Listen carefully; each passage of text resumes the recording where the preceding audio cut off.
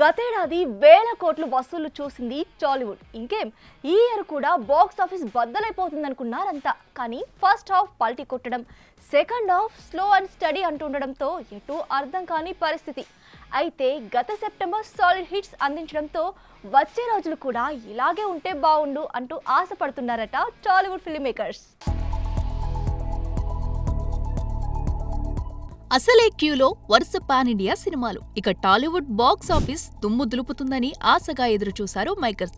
కానీ ఏ సినిమా కూడా hit tag ని కాన్ఫిడెంట్ గా వేసుకునే పరిస్థితి. అలా ప్రతి నెల అదే బాట పట్టడంతో ఇక కోలుకోవడం కష్టమే అనుకున్నారంతా. కానీ నేనలా కాదంటూ సాలిడ్ మ్యూజిక్ చేసింది సెప్టెంబర్ మంత్. ఈ నెలలో మొత్తం 20 సినిమాలు రాగా వాటిలో స్ట్రైట్ తెలుగు మూవీస్ 11 కాగా డబ్బింగ్ సినిమాలు 9 ఉన్నాయి. వీటిలో అంచనాలు పెట్టుకున్న అనుష్క ఘాటి అడ్డంగా పోగా అదే రోజున వచ్చిన లిటిల్ హార్ట్స్ దాదాపు 38 కోట్లు కొల్లగొట్టి సెప్టెంబర్లో మంచి జోష్ నింపింది.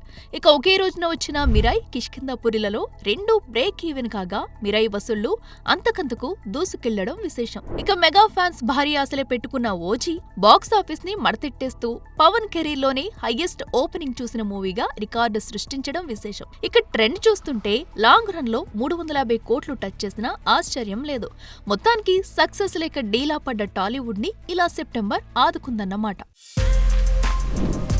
For more videos like this, subscribe Big TV channel.